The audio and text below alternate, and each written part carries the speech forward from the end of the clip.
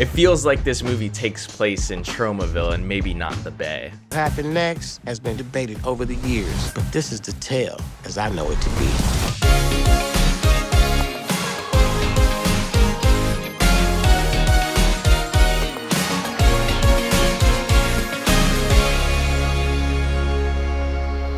Drive-by movies, you're watching Fresh Releases. My name's Blaise. And I'm James.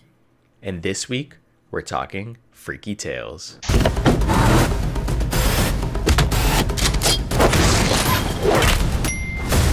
What happened here? You with the wrong warrior. Freaky Tales came out of Sundance in 2024. It's finally made its release here in 2025. It's 4 interconnected stories set in 1987 Oakland, California, and will tell about the love of music, movies, people, places, and memories beyond our knowable universe. So that is quite the description of the movie, because, you know, you don't get any idea what this movie is about from that title description. So yeah, there is 4 short stories in this movie. You might think, oh, anthology, is it like VHS or something? No, all these are interconnected, not like crazy amount over, say. It just brings back a lot of the same characters you saw from previous sequences, or just someone who was in the background of a previous scene will follow a story along them. And definitely along here, like all anthology movies, there are some that are stronger than others. But overall, we have a very different movie that captured something that I'm a huge fan of. Oakland, California. But, you know, is that enough to save the movie? Blaise, what are your thoughts coming out of it? When I was watching this movie, like I started it, because I recommended this. Usually either of us recommend a movie, and I was like, oh, let's check it out, because I was interested and I heard a lot of people talking about it. I don't know if it warrants all the discussion that people were having, but when I started and got through maybe like the first short, I was like, okay, just the vibe and everything, I'm sure James is gonna love this movie, but we'll see what you thought of it. Anyways, for me, yeah, I enjoyed this movie. I don't know if it garnered as much attention as kind of like, I guess it didn't get a lot of mainstream attention, but a lot of like the film talk community attention. Like, it's good. It's a good midnight movie in that sense, but yeah. I think playing it outside of midnight, outside of, you know, a couple drinks in, it's probably just, you know, something that you're gonna watch and maybe forget about. But it playing in that midnight movie scenario, maybe playing it, seeing it in a movie theater, I think this movie's gonna hit on all cylinders.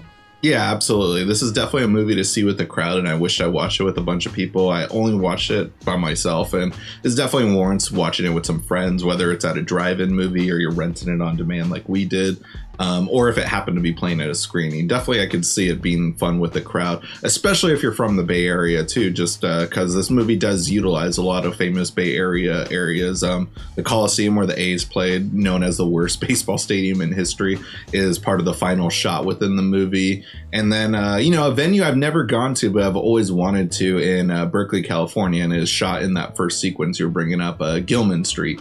I know bands like Story So Far, Set Your Goals. Those are the music that we kind of grew up with. Those bands got their start at that venue, but also so many other punk bands like Green Day have started there as well too. But of course that's before my time, and I was growing up in San Diego, but it's cool to see the venue. And then, yeah, kind of reminisce on that Operation Ivy sequence. I did enjoy that one, maybe not as much as you thought I might, just because I literally just watched Green Room this week.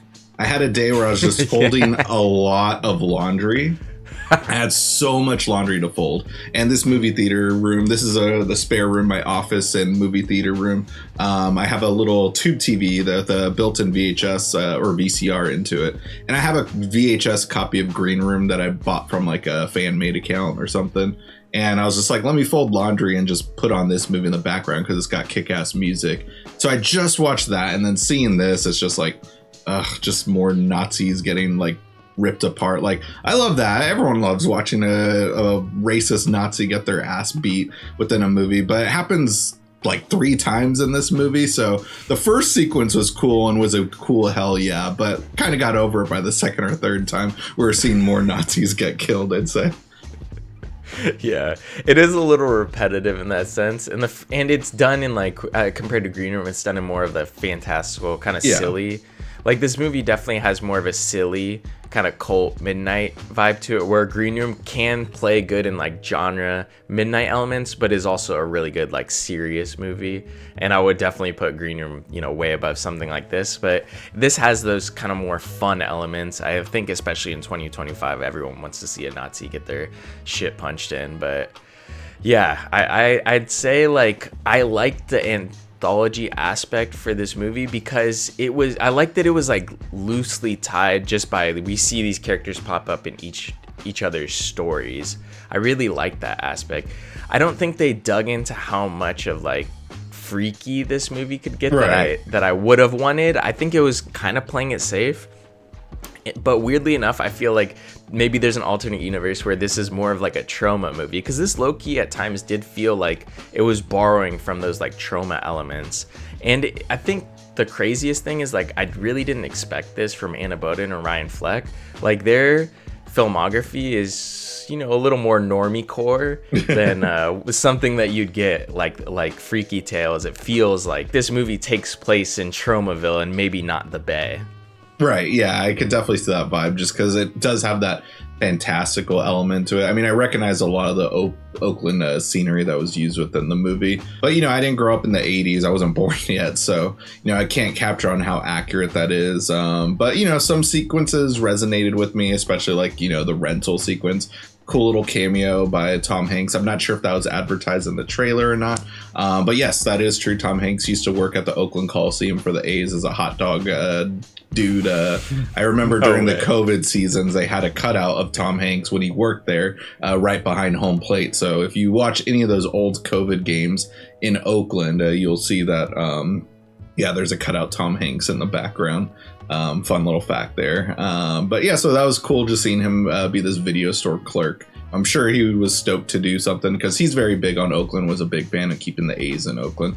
Getting off subject here, but yeah, the movie, I mean, I guess the movie captures overall that kind of Pulp Fiction element that Tarantino did decades ago. I mean, this kind of revitalizes that because we don't see a lot like that. We see movies that have the style of Tarantino, but not so much like the Pulp Fiction aspect. That's such a very specific comic style. I was really brought back into like reading the Waxwork comics. If you're unfamiliar with those, Blaise would get me those as gifts, usually during Christmas time. It'd be like a comic book and you're supposed to listen to a record, and it's a short story.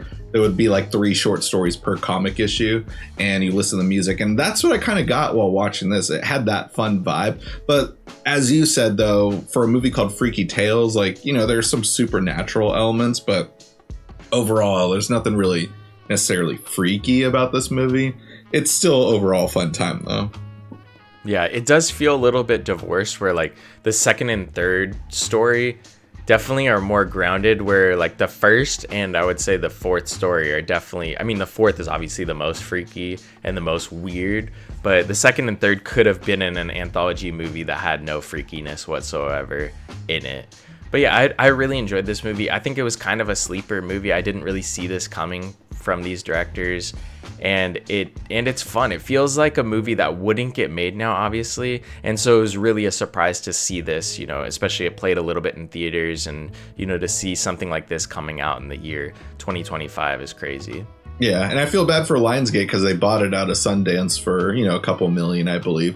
I can see this movie. They could have banked it harder. It definitely, I don't think it would have been a box office hit, but I think if they put more money towards it, it could have been in like a top 5 movies in the box office. But, you know, this is a hard movie to market.